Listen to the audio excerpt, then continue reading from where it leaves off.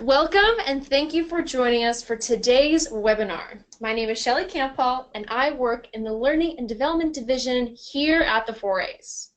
We are so excited to be launching our brand new Power of Podcast Advertising webinar series. And here with us today and through the entire series is our thought leader Jessica Kupferman, kicking things off with our first webinar today, Powerful Influence, Powerful Partners. Jessica is a digital media strategist with over 15 years of experience working in the internet marketing space. Combining a mix of creativity and business development, Jessica works with companies, small businesses, and podcasters who want fresh ways of selling and growing online. So safe to say you guys are in fantastic hands today. And before we start, we'd like to review some key logistics to maximize your experience. Now you can hear us, but we cannot hear you. If you have any problems viewing the presentation on your computer, it could be a security issue on your end, and you may need to contact your IT person. But if you find that you need to contact us via email, please send an email to webinar@aaaa.org. That's 4As. We'll help you if you have any technical issues, and if you disconnect for any reason, just go back to the email invitation and log in again. Now, we want to encourage all of you to send any questions that you have. So at the very end of the webinar, we're going to have a little bit of a Q&A session. But again, if you have any questions, feel free to send those questions on through. To do so, since we can't hear from you, you'll see in your go-to panel there is a question box. This is where you can type in any question you have and send it on through. We'll wait till the very end. I'll ask these questions back to Jessica to give you guys some good insights. We're also going to be throwing some polls your way, so we want this webinar to be as engaging as possible, so keep an eye out for that. We'd love for you all to participate and hear from you. And last but not least, we encourage everyone to live tweet during this webinar. Don't forget some of our great hashtags and handles as you see on the bottom of the screen now. And now, without further ado, everyone, please welcome Jessica. Hi, thank you so much for having me, Shelly. Last name Kupferman, but everyone makes that mistake, so don't worry about it. Apologies for the correction. No, it's like the one thing we actually did not go over is my last name, and that's okay. Most people do not pronounce it. It's Kupferman, which is a mouthful, and luckily something I married into. Shelly, you have such a lovely voice. I think you could be a podcaster. So pleasant and clear. I love it. Love it. Okay. Thank you so much for having me. It means so much to me. This topic is really important to me. There's so much opportunity in the podcasting space. There are so many players, and I come from a marketing background first and then a podcasting background. My very first job out of college was selling banner advertising on local newspaper sites, Philly.com, etc. And since this was 1999, it was very difficult to get print buyers to understand why anyone would want to be on the internet, much yet less need a banner, and then also help them figure out how it works into their marketing mix. And a lot of times we would be bundling it with print, like I said, so that they would just try it and see if they liked it. And then, as you know, a lot of companies now are giving way to digital over print, so things come full circle. I sold ads for a very long time before I decided I wanted to be a designer. I missed sort of doing the consulting thing, so I started my own podcast about women in business, and people started asking me how I did it. I started teaching how to do it, but also they wanted to know how to monetize, which is something I've always known how to do because of my marketing background. So I started teaching that, and then I started my own agency because podcasters, much like advertisers, and the reason why they hire you guys is because they're just like, well, can you just do it for me? Because I have a show about dogs or brain science or parenting. I don't want to deal with the marketing part. So I started JK Media Agency to help podcasters meet their perfect sponsors and partners, and I also help advertisers do the same thing, get started in ad campaigns on podcasts. So I'd love to see more brands get started in this medium. I'm super excited to talk to you all about podcast advertising. So without further ado, I am going to get started. Except that my slides won't go. Okay, here we go. Sorry. Okay, so today's webinar agenda, we're going to be going over what a podcast is exactly, the audience and why the podcast audience is valuable, benefits to podcasting over other mediums, key components to the marketplace, different ad types and delivery systems, and some goals and expectations for having an ad campaign, and then how to build a sales presentation for clients. You guys remember this? Hopefully this is like the numero uno of iPods. And actually, I listened to my first podcast on one of these bad boys. The first podcast I think I ever listened to was by Ricky Gervais. It was the Ricky Gervais Show. And I was working at Bank of America doing a research project on their stock photography, actually, and hated my boss, totally was in HE double hockey sticks. And so to tune them out, because we were in cubes, I would turn on the Ricky Gervais Show on this podcast, and he made me laugh, and it really broke up the workday. And that was in 2003. Podcasting has been around for maybe it was 2006 actually, but it's been around for a really long time. A podcast is actually a combination, the word is actually a combination of iPod and broadcast. It comes from the first portable digital music device, which is here known as the iPod. The first iPods allowed people to carry their music around as digital files instead of tapes or CDs, so obviously it made everything easier and smaller, and it allowed people to create their own digital files for the first time that, so others could listen, which were called podcasts at the time. So that's what a podcast is. I like to clarify this because sometimes there's a misnomer about a podcast being an audio file that's downloadable either as an opt-in, or a podcast is like a short, like a short video series. It is something that is episodic in nature and that requires an RSS feed. That's a podcast. Anything else that's just downloadable is not necessarily a podcast because it's not a broadcast. And the cast part is what's important. So let's move on to the poll. I'd like to get a little taste of where you guys are in the podcast ad interest space. So I think, Shelley, that's you. Perfect. So the poll has been launched. Everyone should have access to it. Let us know what you guys think. So the question is, purpose of the webinar for you. Is it I've been asked about podcast ads and not sure how to get started?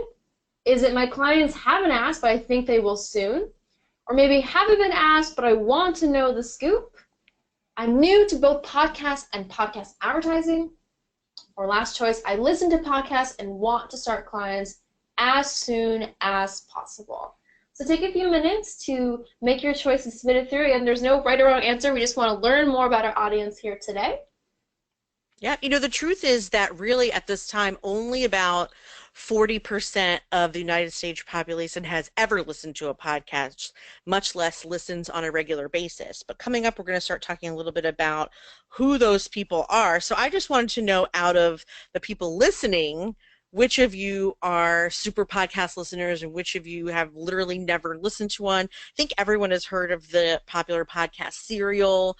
Also, Mark Maron caused a little bit of a stir when he interviewed Obama in his garage last year. So his shows with WTF with Mark Maron. Those are some more famous ones. There's also like Joe Rogan, Adam Carolla. Those are all some pretty famous podcasters too. So I guess I'm offering this information just to sort of see, I think when people think of podcasts, they're like, no. And actually, I was like that at first before my husband introduced me to Ricky Gervais. Do you listen, Shelley, at all? I've never heard that podcast, actually, but I'm writing it down. I'm going to check it out after this for sure. It sounds like a good one. I'm always looking for new kind of podcasts to tune into.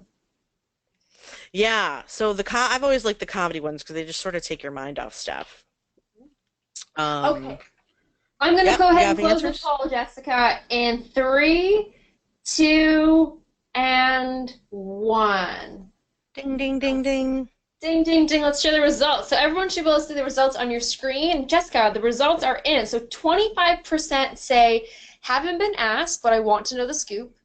50% say, I'm new to both podcasts and podcast advertising. And 25% say, I listen to podcasts and want to start clients ASAP. Nice. Those are all good answers. It's exciting. Okay, great. I love that. Okay, so let's get started with some information about the listener. So, firstly, people think that podcasting has had a recent renaissance, but I just want to show this chart as some evidence that it's really not had so large of a renaissance. Yes, it's true that in 2015 when Serial came out, it started growing, but you can see that it's been steadily, incrementally growing the same kind of percentage. So it's like 2% in between here, then 1, then stagnant, then another 2, then another 3, then 2, then 3, then 3. So people are like, oh, there's this huge surge and podcasting is back. I mean, I don't think for the listener it's ever really left. I think what has surged has been media coverage and advertising interest and advertising dollars. More media is definitely noticing podcasts and writing about them. And as a result, the medium is being thought of as a viable channel for media buying company investment, which it is. So here's when advertisers started paying attention. The first year, as you can see, about $69 million was poured into podcasts. Now, this chart is actually coming from IAB, and they only take information from the top networks. So there's a lot of individual shows, a lot of small networks. They also didn't take into consideration podcast hosting platforms. They're just asking people like WNYC, NPR, etc. But still, it's a good gauge for the rest of the industry, and I've certainly noticed this in my own 2 years of having an agency. So you'll see in the first year it rose 72% the revenue, and then between last year and this year another 85%.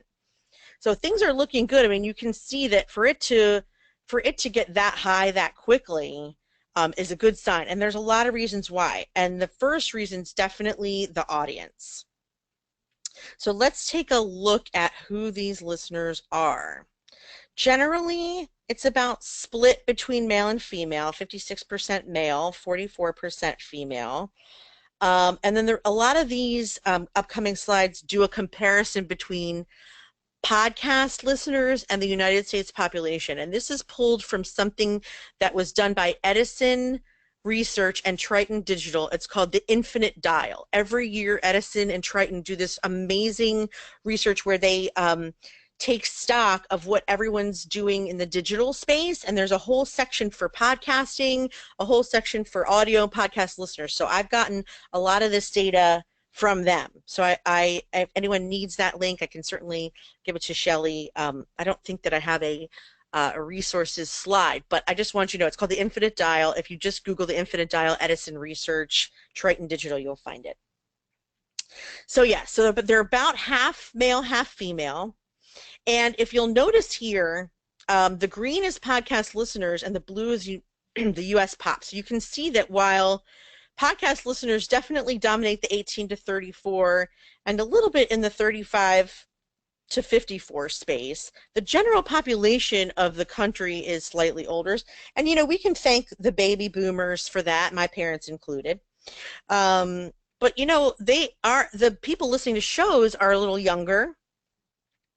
And also, they tend to have a higher household income. So you'll notice that this only shows 75K and up. And compared to the general pop, I don't want to say I am a listener, but I don't mean it for it to be like a superiority complex or anything. But listeners beat them in the 75, in the 100, in the 150. And then total here, it's a difference of 45% of podcast listeners compared with 35% of the general population.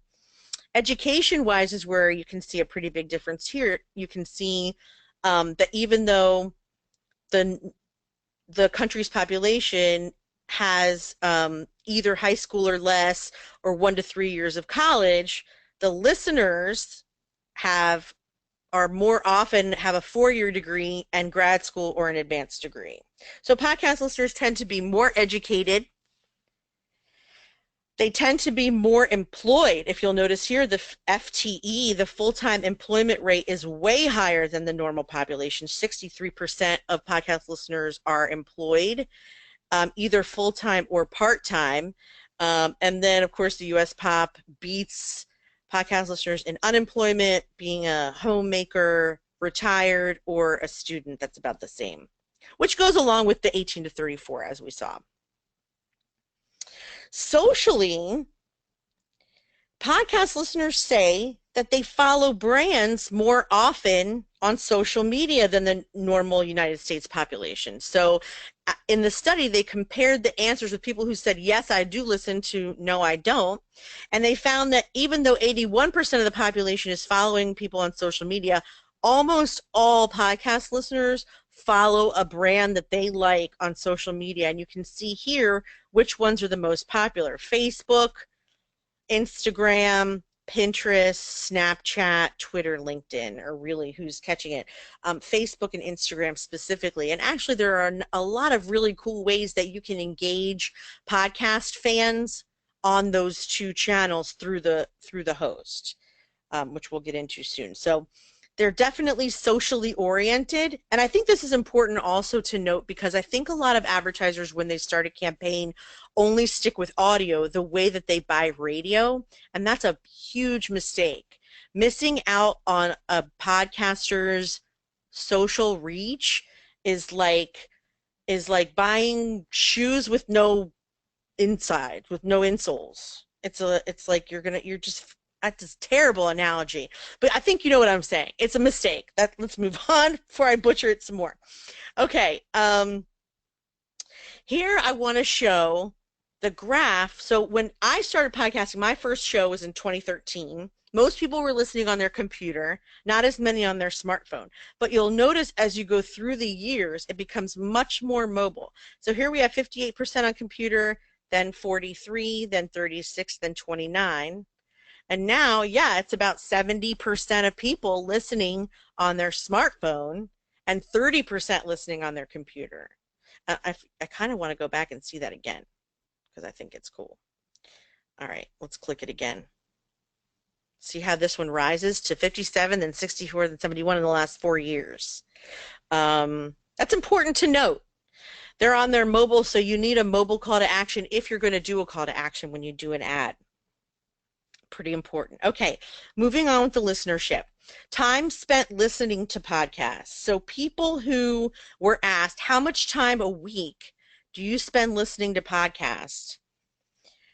So 22%, I'm going to jump around a little on this. So 22% say 3 to 5 hours or more.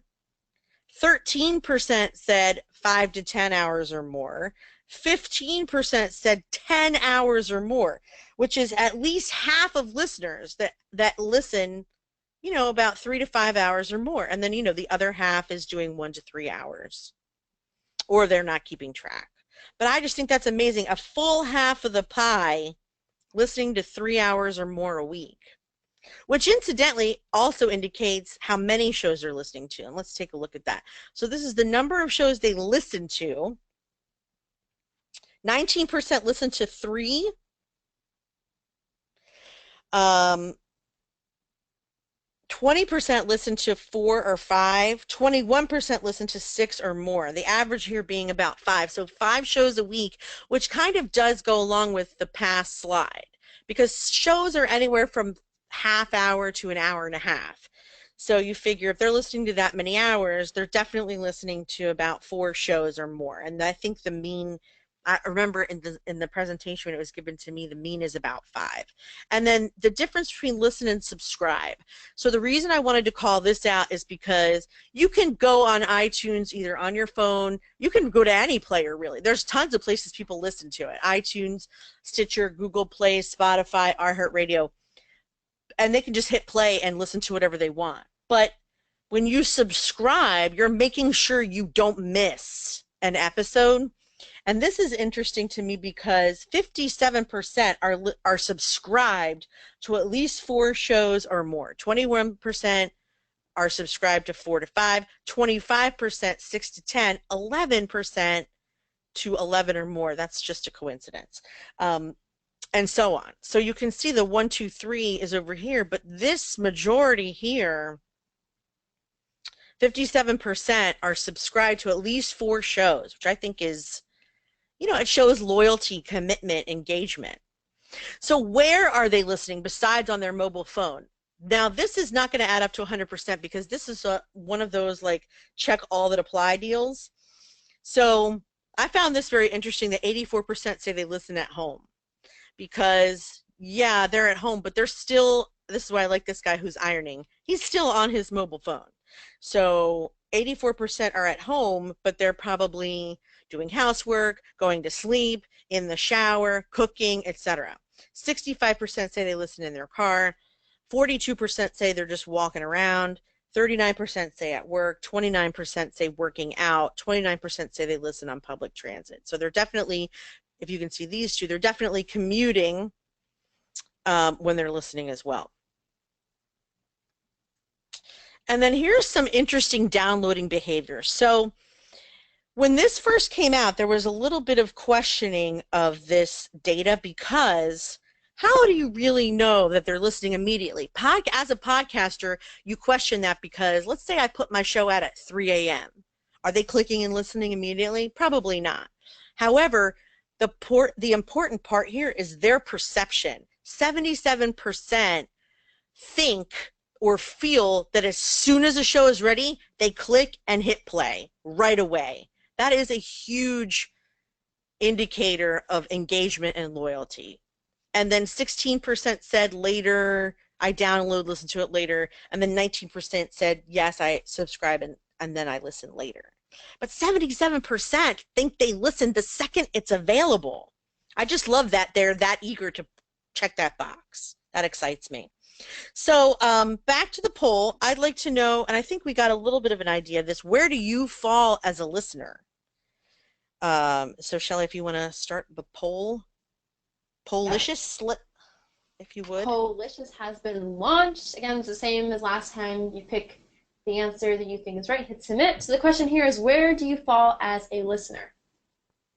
I listen to a bunch and I'm obsessed. I listen to a few and I think of it and I have the time. I've listened to when I think of it. Mm-hmm. When I think of it. Sorry. Listened to one or two really well-known ones. I've listened to one or two, but they were sort of niche. Or I think I listened to one once by accident. I know there's not an option for I've never listened, but if that's the case, just say you listened to one once by accident. That's fine. Maybe you could make it true by the end of the day. Homework. We'll give everyone homework to listen to one. That's right. That's right. Okay, I see almost the whole group has responded, so I'm going to go ahead and close the poll in 3, 2, 1. All right, let's share the results. Jessica, so 17% say, I listen to a bunch and I'm obsessed. Nice. 33% say, I listen to a few when I think of it and I have the time. 17% say, I've listened to one or two really well-known ones. And 33% say, I think I listened to one once by accident. Okay, so that probably means you've never listened, which is fine, no pressure. Actually, the more I work from home, the less I listen because I was one that often listened to my car or at a cubicle, and I find that I'm on the phone a lot, and so I don't listen because I'm working, and then also I'm not going anywhere. I go nowhere. My Fitbit is like the saddest Fitbit on the list, so I tend to not listen as much. But still, it's kind of fun. Okay, so I was just curious about that, and I think it's kind of fun to know. Shelley, where do you fall on the list? Well, I think my first podcast was Serial, which I know you mentioned at the very beginning. Mm-hmm. A couple years ago, yeah. I was like, oh, this is actually really cool. And so I went to the podcast app and I started listening to Fresh Air. I really like that one. Yeah. This American Life. I got hooked on a couple of those. And then I kind of fell off the podcast wagon for a little bit. I think I just wasn't finding anything that was really interesting. But I moved and now I have a longer commute, like you said. So during my commute, I find it the best time to kind of get some good learning in through a podcast. Oh, girl, yeah, there are 400,000 shows. You've got to find something good out there. Yeah. Okay. Well, let's talk a little bit. We're going to move on a little bit to influence. Let's talk about the way podcasters have influence over their audience. So how much of the episode are they listening to, these people? 42% say the entire show, and another 44% say most, which means that 86% say they listen to most or all of the show. Like, how many times have you been like watching a YouTube video? Could you say that same thing for the YouTubes? Or what about banners? Or what about blog posts? I mean, I don't know about you guys, but I'm skimming the heck out of that stuff. And I even scrub YouTubes to get to the point that I like. I mean, they say they listen to most or all, which also means that they are mostly or all listening to your ads as well. So 86%, again, just to reiterate, are listening to most or all of an episode. And then how much time between downloading and listening? So remember, 77% of them said they click and listen immediately. And that means that they also said that within 24 hours, half of them have heard the new show. And then within another 48 hours, 21% of them have listened again. So just to reiterate that, 72% say they listen between 24 and 48 hours of downloading. And now I'm going to show you a few other really interesting stats about influence and what podcasters and their advertisers can do to an audience that you won't have seen in other mediums, I think. I mean, I'm pretty sure. Only 25% of podcast listeners find podcast ads to be intrusive, which means that 75% have said they find ads to be either entertaining or enjoyable. What other medium could you say that? I mean, even on DVR, if I'm stuck watching a Subaru ad, instead of being able to fast forward through when I've DVR'd something, I'm furious. And yet when people are listening to podcasts, they don't often bother to skip. 34% said that hearing about a product on a podcast improved their perception of that product. So in other words, they thought one thing, then they heard the show and the ad, and then they thought something else, which I think is amazing. You know, she's laughing probably because she's listening to my show and I'm hilarious. Just kidding. Okay. So yeah, 34% say they've heard about a product on a podcast and it improved their perception. 61% of people report having bought something they heard about on a podcast ad. 61% said they bought something, or actually this also includes attended an event based on an ad they heard about in a podcast, which I think is amazing. And then 75% say they're more likely to purchase something they've heard about on a podcast. So in other words, compared to other places where they hear advertisements, 75% of people say they're more likely to purchase something because they heard their podcaster talk about it.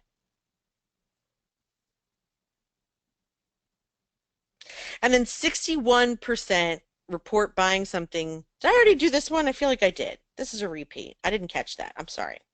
All right, so let's go on to the benefits. So what are some of the benefits of podcast advertising? Well, I think hopefully some of them are coming through already.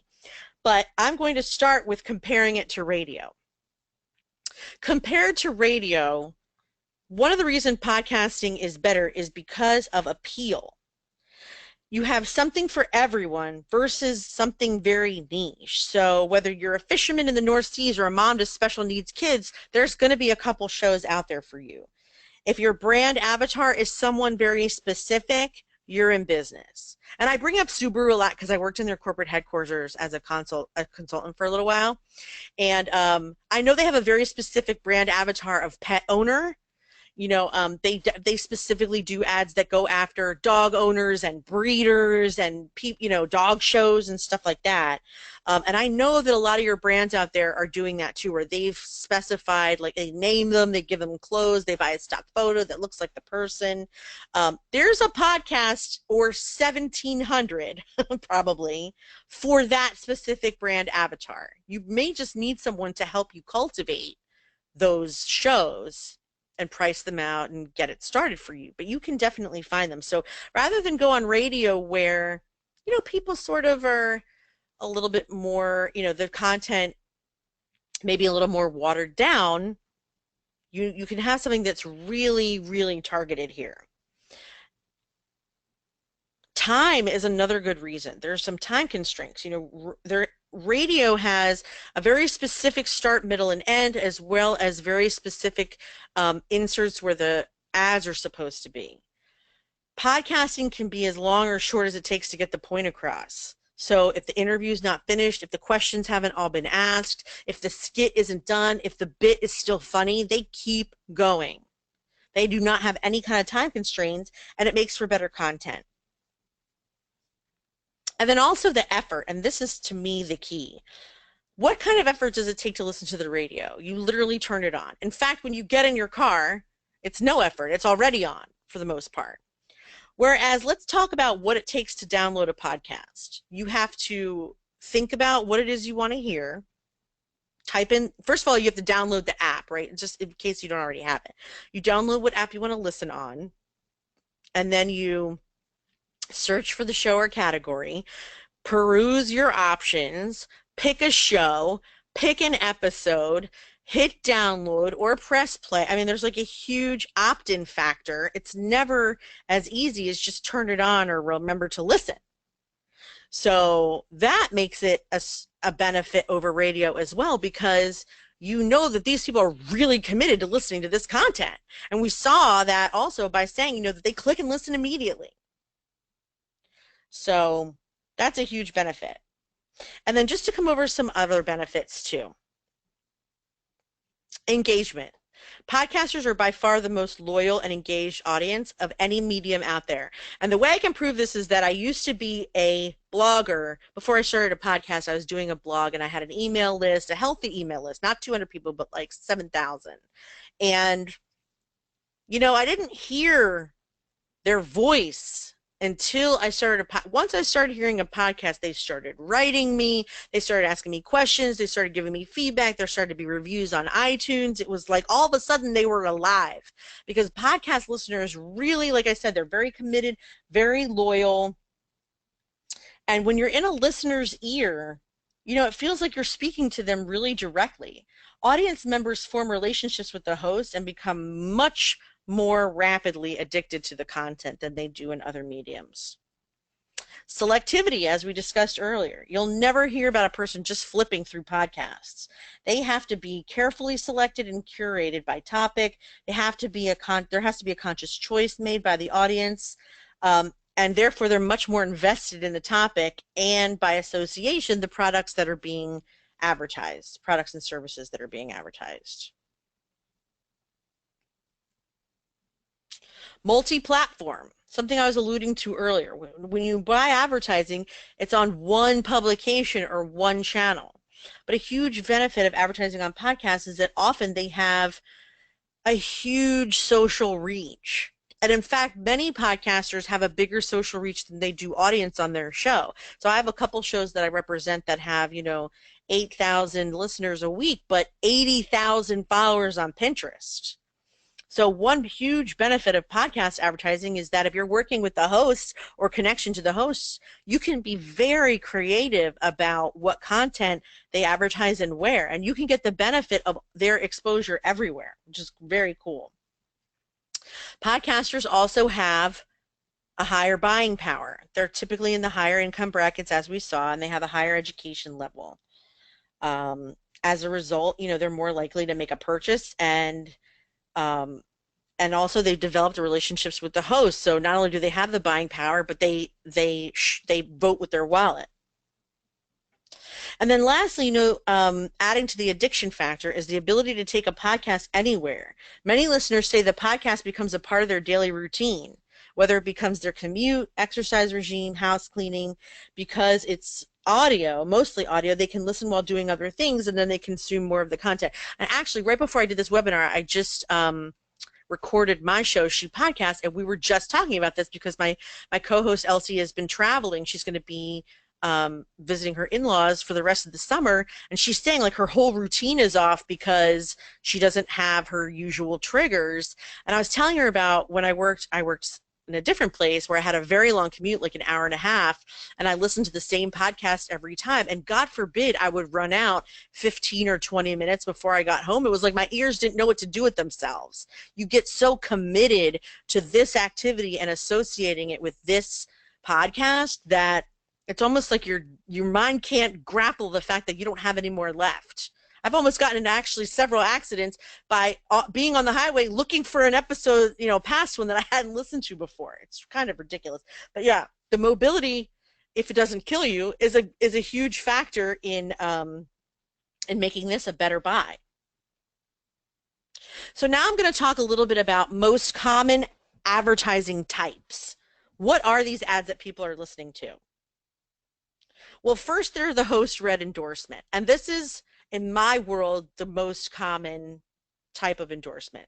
If you listen to Howard Stern, I don't know if you've ever listened to Howard Stern, but he's the one that sticks out the most when he talks about Steven Singer Jewelers, and there's a couple other advertisers that he has where he does the ad, and because he talks about his experience with the ad, there's a more of a pull to buy the product. So this is sort of a similar experience. You can think back to the beginning of television when soap operas were sponsored by soap companies. The host would use their influence to stand behind the soap product since people in the audience were a huge fan. Currently, in the data that I found, it said that 60% of ads on big networks are doing this. I can tell you that on the shows that I represent, so my agency represents about 200 shows, I would say it's 90%, maybe even more, 98. I almost never get a request for another type of ad besides a host-read ad. I think advertisers that are already in this space understand the value of the host's influence and they don't want to mess with it. But the other type of ad is a pre-produced ad or a commercial. Hiring a voiceover artist using pre-recorded or pre-produced audio is one way to go. But for this medium, endorsement does perform better, at least in my experience, and the host of, the influence really does mean a lot. So in the data that I found, 40% of ads on large networks are doing this and almost none on smaller ones. And let me just clarify, when I say large networks, why this is happening, because there's large network podcasting and then there's sort of everyone else podcasting. And the reason they're separate is because many of the large networks that I refer to and that we'll talk about in subsequent webinars are funded by or started by or run by people who come from radio. So when you come from radio and you're, like let's use WNYC or NPR for an example. A lot of their shows are radio shows. They're Fresh Air, All Things Considered, This American Life. They were originally radio shows and they're run like radio shows. So the ads in there probably are often pre-produced. But when you have someone like Ira Glass, yes, he has influence and what he says matters, but do you feel like you personally have a relationship with this person more than you would if, say, someone like me were discussing, like attention deficit disorder and my experience with, I don't know how often Ira Glass is talking about his personal experiences and his own life and his own tips and his own this, but podcasts that don't necessarily even have smaller audiences, they're just everyday peeps, so to speak, they have a huge influence factor. So I think that's less common in the shows that I work with, because the shows that I work with are all done by non-celebrities. And no matter, and some of the shows do have 100,000 downloads an episode or 50,000 downloads an episode, but them doing the read means a lot more. Like, you wouldn't want to waste their clout and put in an ad for Kellogg's done by Tony the Tiger. It just is like, it's sort of a waste of her ability to teach and move people to action. So I just wanted to clarify that. I don't know if that created more questions or not. We'll find out. But type ad 2 is a pre-produced ad as opposed to a host-read ad. And then delivery. There's two ways you can put an ad in a podcast. One is dynamic insertion. People say this is the wave of the future because you can add the spots and take them away without messing up the recording process. So on the larger networks, 56% of ads are being delivered by this medium on the larger networks. What that means is, if you are listening to This American Life, whether it's I don't even know if he's the one that does this, I forget the name of his, you'll have to excuse me, but whether it's a host read or a pre-produced ad, they can put it in and take it out, so you could buy by impression. If you wanted to buy 50,000 listens, once the ad has hit 50,000, they can remove the ad from the show. Whereas for baked in, it's part of the content forever. So in my world, this is what's being done by far the majority. I can sell dynamic insertion, but I often don't. Most advertisers want it to be baked in. So the ad is a permanent part of the episode, whether it's done pre-produced or a host read ad, it's edited into the MP3 and it's not going to be taken out. So right now, 44% of ads are being delivered this way on larger networks. But I think that people are saying also that they're moving more towards dynamic insertion because truthfully there is more opportunity for target. You rather than try and survey and get a handle of what an audience is from the host, you can look at data and say, okay, only deliver this ad to females age 18 to 20, and then the tech should technically only insert an ad on those shows for those people. There's much more of a deliberate target. Some people like this better because you get the benefit of back catalog. So I also have a lot of podcasters where each episode gets 5,000 downloads a week, but their show overall is getting 50 or 60,000 a month because people are going back and listening to old episodes. So if you advertise today, tomorrow, it'll still be there a year, 2 years from now. People will still be hearing your ad. So it's a good investment. So let's talk now about what kinds of ads end up on podcasts, not how they're delivered or who's delivering them, but what kind of goals, marketing goals are being reached. So the first one and the most popular by far is direct response. And that is because it's the most measurable. It's going to have a clear call to action, whether you're asking people to opt in, sign up, make a purchase, use a coupon code, visit this link. So right now, a lot of advertisers in this space are direct to consumer because they can say, visit this website for 10% off, sign up now and get your coupon code for 20% off. And then you can say, oh, this many people signed up, so it must be working. That is true on some level. And the con to this, I would say, is that as a podcast listener, let's say you're jogging and you hear about a new teeth whitening system, but you're also kind of in that like joggers euphoria. You may not remember the code or be able to type it in properly. Well, first of all, you're not going to stop jogging to take action. You're going to have to remember it later. And then if you do remember it later, you remember that it was called, you know, Bright White, but you may not remember the code. So you'll just go to Bright White, sign up, etc., and you're done. And then the podcaster doesn't get credit for sending traffic to the advertiser, yet really it is working. It's just the nature of how people listen.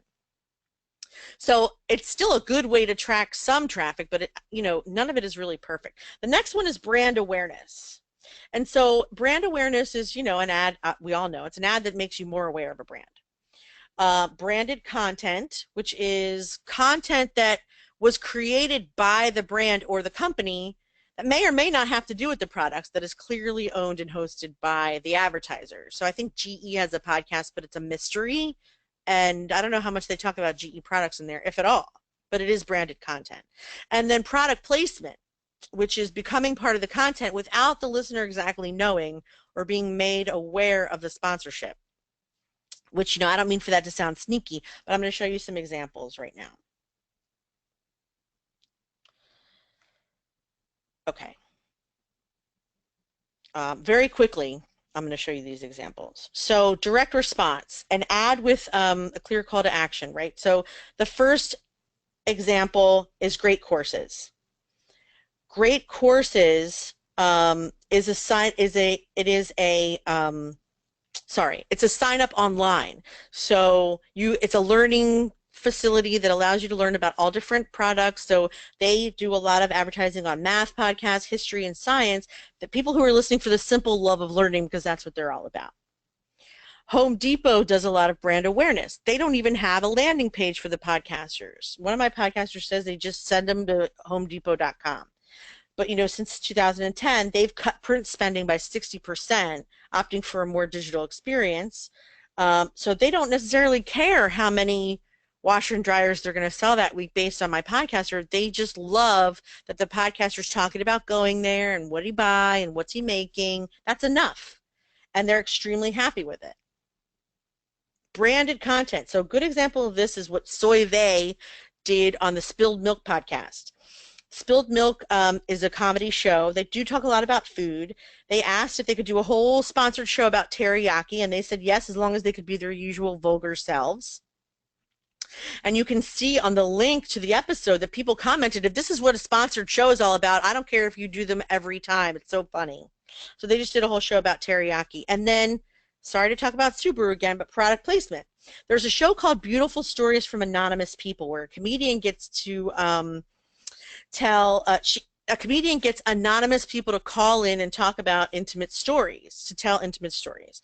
And so over the course of a couple episodes, he had 5 different Subaru owners call in and talk about people who love their Subaru. That's product placement.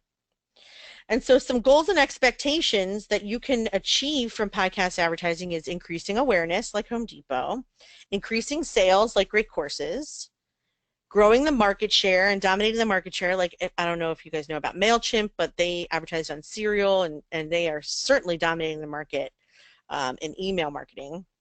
And then launching something new. If you have a new, like, I don't know if HelloFresh and Blue Apron can count as that, because it's certainly now well past launch, but they've certainly done well in introducing that type of product to the consumer.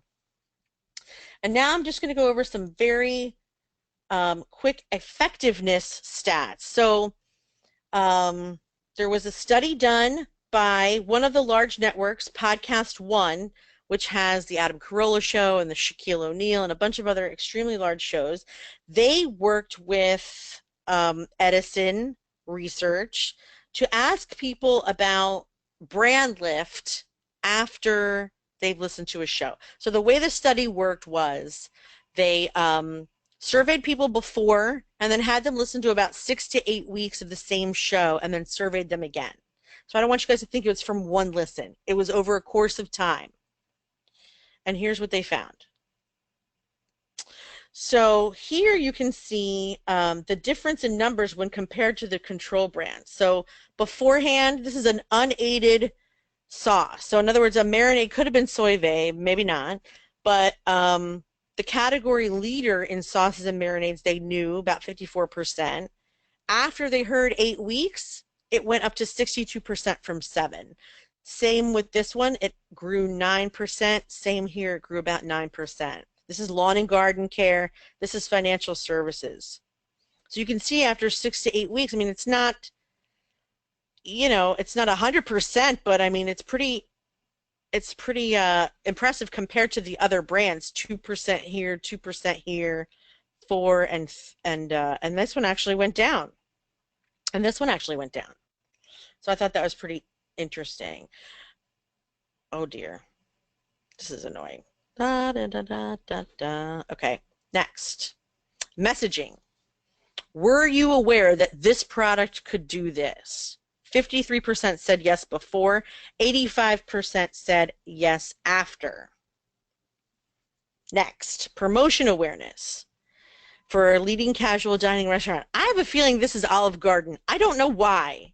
It just is in my gut that it has to be Olive Garden. But anyway, because I think, you know why? Because Olive Garden, like Red Lobster, they have like Crab Fest or Shrimp Week or Italian Trio, and I think that's what they mean by promotion awareness. So 33% said, yes, I was aware that they were having Crab Fest, and that moved up to 58% after they listened to podcasts in comparison with the other 2 promotions. Awareness recall.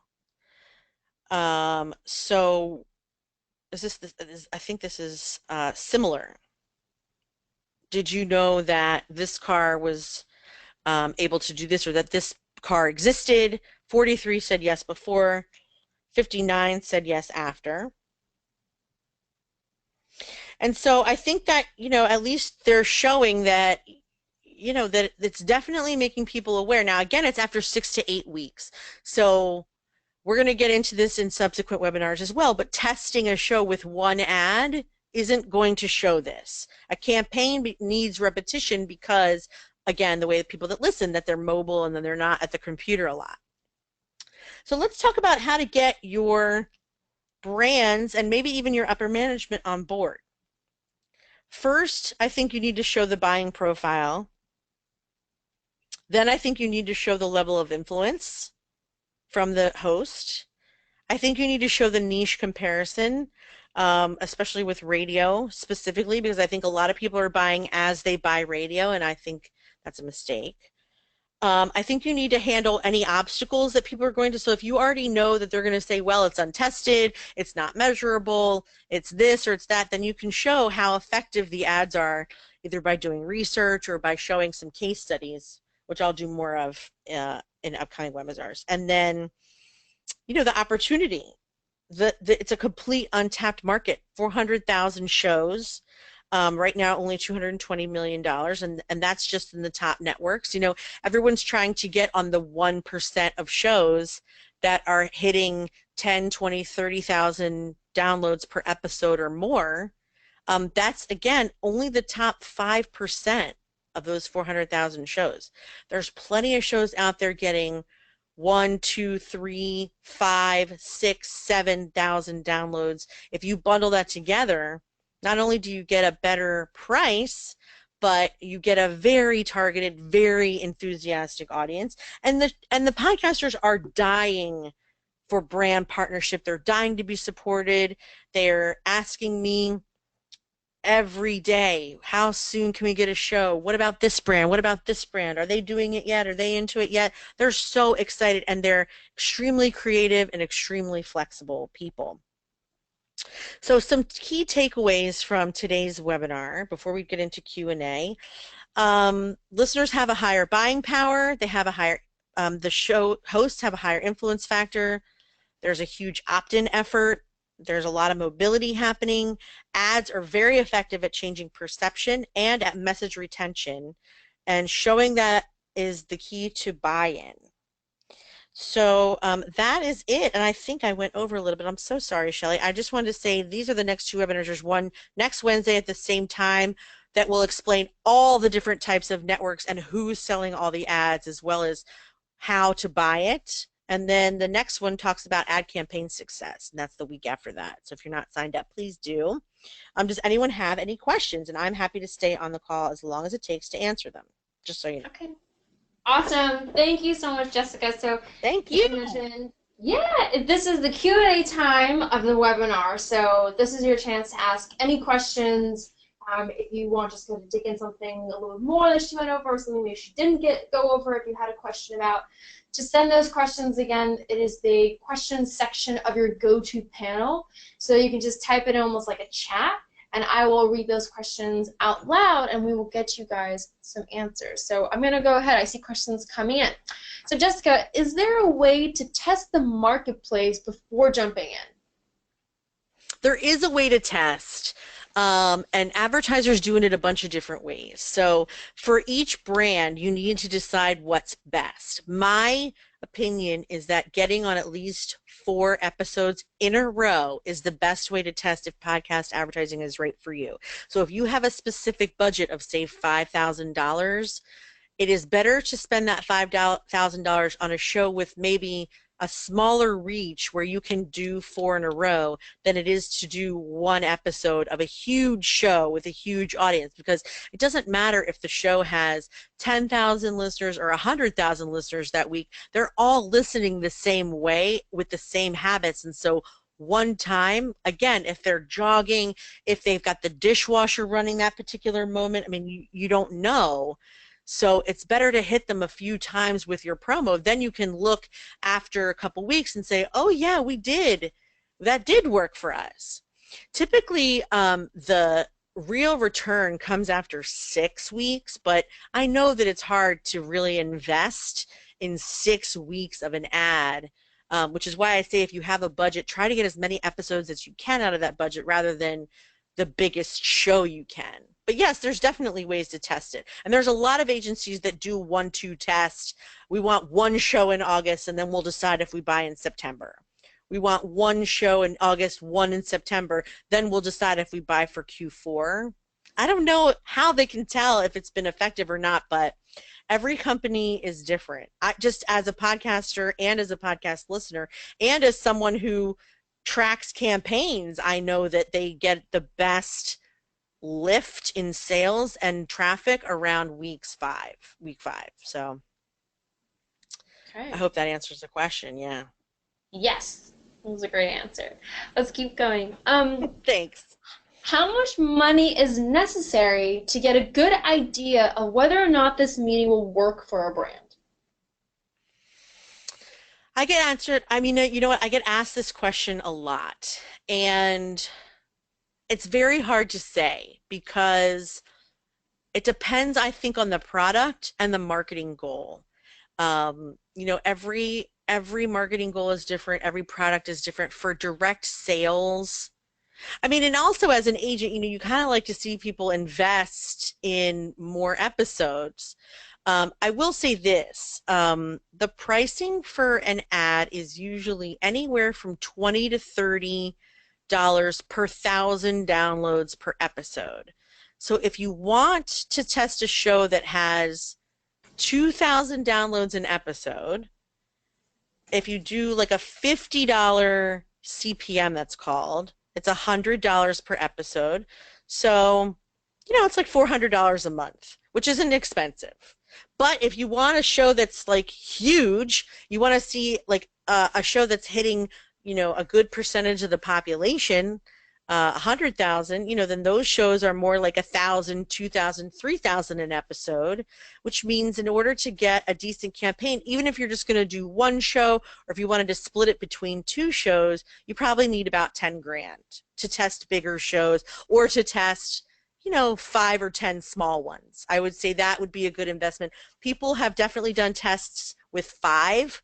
I work with lots of advertisers that want to test with 5, and I make sure that they get the best sort of, you know, the most amount of audience for the least amount of money and the most amount of episodes that they could possibly afford on those shows. So if you want to test genres, you pick one in each genre as a test instead of 2 or 3. See if it works and then invest more. Okay, perfect. I think we have time for one more question. Why spend on podcast advertising instead of, say, Spotify or Pandora?